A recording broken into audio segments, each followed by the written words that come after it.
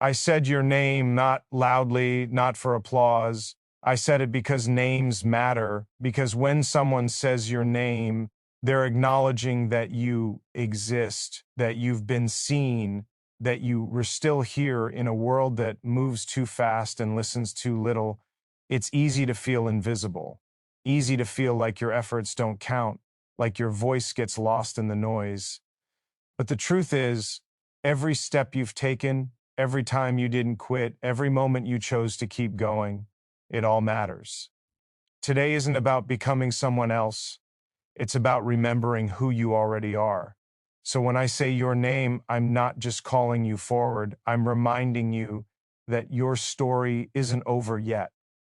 I said your name, and in that moment the world slowed down just enough to notice the space you were standing in, the quiet weight you've been carrying, the miles you've walked without anyone clapping for you, the days you kept going even when no one asked how you were doing, because a name isn't just a sound, it's a door, and when someone speaks it with care, it opens something that's been closed for a long time, something human, something tender, something real. I said your name not to get your attention, but to give it because attention is rare now and love often hides inside it. And when you hear your name spoken without demand, without expectation, without wanting something in return, you remember what it feels like to belong, even if only for a breath, even if only for a second. You see, so many people move through life unnamed, not literally but emotionally, their names swallowed by routines, by roles, by responsibilities, by survival, and they start answering to things like later, maybe, not now, and someday. And after a while, they forget the sound of who they are when it's spoken with kindness. So I said your name the way you say it when you're checking if someone made it home safe, the way you say it when you're calling someone back from the edge of giving up, the way you say it when you don't need words after, because the name itself carries the message. You matter, you rehear, I see you. There's something honest about names. They don't pretend, they don't decorate, they just are. And when spoken with care, they become a mirror, reflecting back not who the world told you to be, but who you were before the world got loud, before it taught you to be smaller, tougher, quieter, faster. I said your name because love doesn't always arrive as fireworks or promises or perfect timing. Sometimes it arrives as recognition, as someone pausing long enough to notice you, to acknowledge the effort behind your eyes, the tired strength in your posture, the courage it takes just to keep showing up. And maybe no one ever told you this, but being seen is not a luxury, it's a need.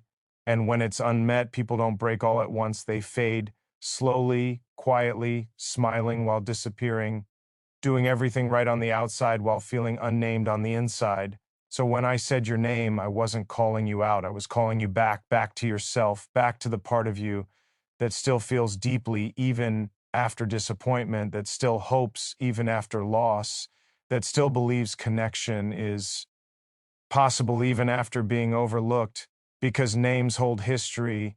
They carry every version of you that ever existed, the brave one, the scared one, the hopeful one, the one who stayed, the one who wanted to leave but didn't. And when someone says your name with presence, all those versions stand up at once. There is love in that, real love, not the kind that demands performance, not the kind that leaves when things get inconvenient, but the kind that simply says, I acknowledge you, I recognize your existence, I honor your journey, even the parts you never talk about. I said your name because the world is full of noise, but starved of meaning, and meaning often begins when someone chooses to be present instead of impressive, when they listen instead of rushing, when they say your name and actually mean you. You might not realize it, but you've been waiting to hear it, waiting for someone to speak to you instead of around you, to call you forward instead of passing you by. And when it finally happens, something inside you softens, something exhales, something remembers. I said your name without asking you to change, without asking you to prove anything, because love doesn't start with fixing, it starts with accepting. And acceptance begins the moment someone says your name and lets you be exactly where you are. There's a quiet courage in letting yourself be seen, in answering when your name is called, because it means you're willing to exist fully, not hidden behind achievements, not protected by distance, not shielded by indifference. And maybe you've learned to survive without that. Maybe you've learned to be strong alone, to carry your own weight, to speak your own name in the mirror when no one else would. And that strength matters, but even the strongest hearts need to be witnessed. So I said your name to remind you that you don't have to disappear to be safe, that you don't have to be silent to be accepted, that you don't have to earn your worth through exhaustion, because your name already holds enough. It holds your humanity. And that has always been sufficient. When someone says your name with care, it interrupts the story that told you you were replaceable. It challenges the lie that said you were invisible. It gently pushes back against the years you spent shrinking yourself to fit into spaces that never deserved you. I said your name like it mattered because it does, and because you do, even on the days you doubt it, even on the days you feel ordinary, even on the days you feel forgotten. Love isn't always loud. Sometimes it's just precise. Sometimes it's choosing the right word, the right moment, the right pause, and letting a name carry what emotions can't explain. And if you're listening closely, you might hear something else inside it, a permission, a quiet invitation to step forward as yourself, not the version you present, not the version you protect, but the version that's been waiting patiently. I said your name and I stayed because saying tea without presence would mean nothing, and presence is the part that's hardest to give, the part that requires patience, humility, and a willingness to sit with someone without trying to rush them toward an answer. You don't need to respond right away. You don't need to know what comes next. Sometimes being called by name is enough for now. Sometimes it's enough to simply feel that recognition land and let it remind you that connection is still possible, because love begins there, not in grand gestures, but in moments of recognition, in the quiet courage to see and be seen, in the simple, profound act of saying a name and meaning the person behind it. And as long as names are spoken with care, as long as someone is willing to pause, to notice, to acknowledge another human being fully, there is still room for love to exist, to grow, to breathe, to remain present in a world that often forgets how to stay. I said your name, and in that space between the sound and the silence that followed, there was understanding. There was warmth. There was the kind of love that doesn't rush to explain itself, that doesn't need to be proven, that simply stands there, steady, open, waiting, alive, and continuing. Being seen heals what silence breaks, and silence is not always empty. Sometimes it's heavy, sometimes it presses against the chest, sometimes it teaches you how to breathe shallow just to get through the day, because when no one looks at you long enough to notice, you start learning how to disappear without leaving the room. Silence has a way of convincing people they're alone, even when they're surrounded. It teaches them to translate pain into productivity, loneliness into politeness, exhaustion into a smile that says, I'm fine, so convincingly that eventually even they believe it, or at least try to. And what breaks inside a person when they're unseen doesn't shatter loudly, it fractures quietly, piece by piece, until they don't remember when it started, only that something feels distant, muted, like life is happening a few steps away from them. Being seen doesn't mean being watched. It means being understood without interrogation.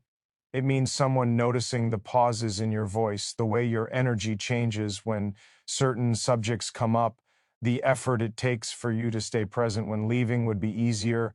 Silence breaks people by omission, by what's never asked, never acknowledged, never named, by the absence of someone saying, I notice, I hear you, you don't have to carry that alone. And over time, that absence becomes a weight, a story, an identity. So when someone finally sees you, really sees you, it doesn't feel dramatic at first. It feels unfamiliar, almost uncomfortable, like stepping into sunlight after being indoors too long, because you've adapted to the dark. You've learned how to survive there. Being seen heals slowly, not all at once. It doesn't erase what happened. It doesn't pretend the silence didn't matter. It just creates space for breath again. It reminds the nervous system that it's safe to exist without armor. You don't realize how much silence is taken from you until someone gives something back, until someone holds eye contact without rushing, listens without fixing, stays without needing you to perform strength. And healing doesn't always look like relief. Sometimes it looks like emotion you've been postponing, tears you didn't schedule, anger you never felt allowed to express, because being seen unlocks what silence forced you to store. There is courage in letting someone see you after silence has trained you to be private, self-contained, efficient with your feelings, because visibility once felt risky. It felt like exposure, like an invitation to be misunderstood again. But real seeing is different. It doesn't rush to label. It doesn't reduce you to your worst moment or your most productive one. It holds complexity gently. It understands that people are more than what they show when they're trying to survive. Silence breaks trust, not just in others, but in yourself. It makes you doubt whether your experiences were real, whether your pain was valid, whether you were overreacting or just too sensitive. And being seen repairs that by confirming you were never imagining it.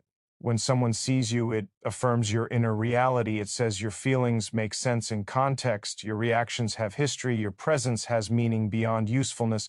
And that kind of recognition doesn't come from words alone, it comes from consistency, from someone showing up more than once, from attention that doesn't fade when things get complicated, from presence that doesn't disappear when the conversation gets quiet.